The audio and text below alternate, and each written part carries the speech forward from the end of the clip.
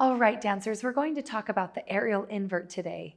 This is something that stumps up a lot of pole dancers. Maybe you've gotten to the point where you can chopper invert from the floor okay, but getting it up in the air, it's a lot harder and it's a whole different story to get those legs up overhead. So today we're going to talk about some tips and some technique adjustments that will make it a lot easier to invert not only from the floor, but also up in the air as well.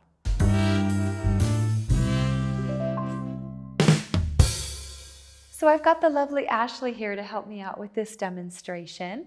What she's first going to show us, and I'm going to talk through, there's two ways to invert, and we're going to do it from the floor first, and then we're going to do it up in the air.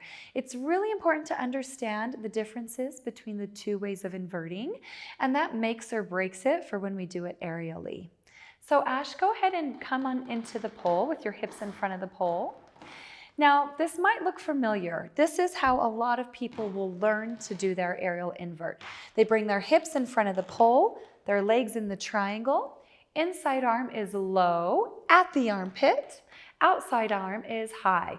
Pull those shoulders down, neck down. Now from here, we're ready to go. Now, what a lot of people will learn is, how do I just push off of the floor and kick up and let my foot catch the pole and let myself walk up until my pubic bone comes close to the pole for my invert. There you go, Ash. Nice control.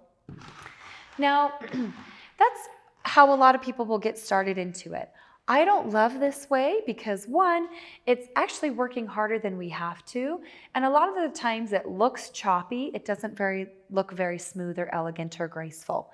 The biggest problem with this, however, is we can't get up in the air the same way. Once we're up in the air on the pole, we can only really push off the ground when we're standing on the ground. So I actually like to teach it a whole different way. First on the floor and then up in the air aerially. And I'm going to take it a step back because I believe the best way to learn a chopper invert is to first learn a hero position. So go ahead and stand next to the pole, Ash. Instead of the hips in front of the pole, hips are going to be behind the pole. So scoot back. Let's bend your inside knee up. Great.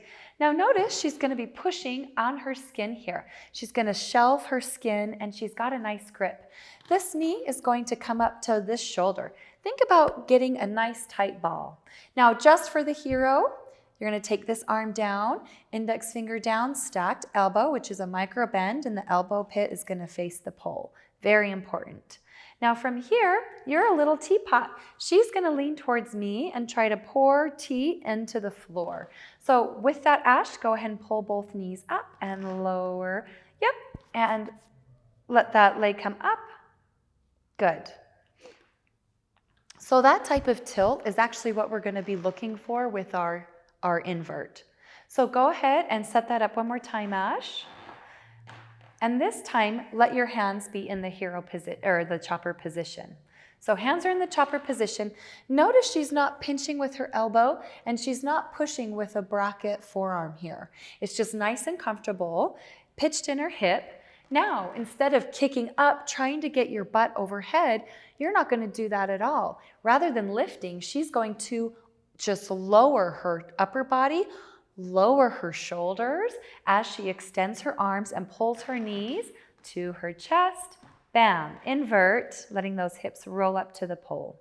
So also, I want you to notice her posturing while she's doing this. It's very important that we stay anchored in those shoulders. We don't want to be collapsy and slouchy and scrunchy. This is unsafe, but it's also inefficient. So even though I'm going to get a really, really long spine and pull my knees in close, I've got that contraction and that stabilization in my shoulders. All right, so let's go ahead and get Ashley up the pole.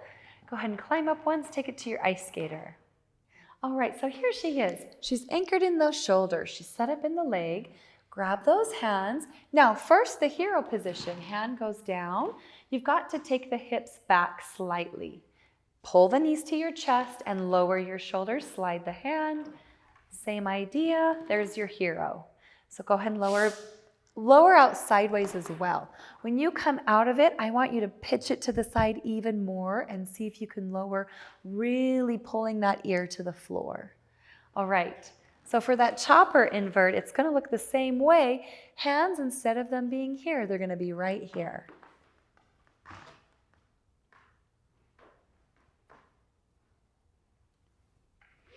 Beautiful ice skater. Grab the hands. Now bring your hips back to me quickly as you pull your knees to your shoulders and lean towards the side. Good. And then lower to the side as well. Great, Ash. Beautiful. So that tilting to the side, imagine you're not lifting, you're lowering yourself. If we're lifting against gravity, that's going to be way harder on us. It's going to be harder to make it look smooth and graceful.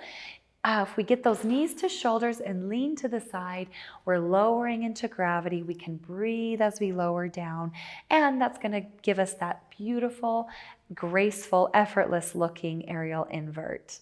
So please give this a try. We're going to have more drills to help with this, as well as the hero position. But give that a shot and let us know if that helps with that aerial invert. We look forward to seeing you next Wednesday for another helpful tip for you dancers. Thank you so much for joining us.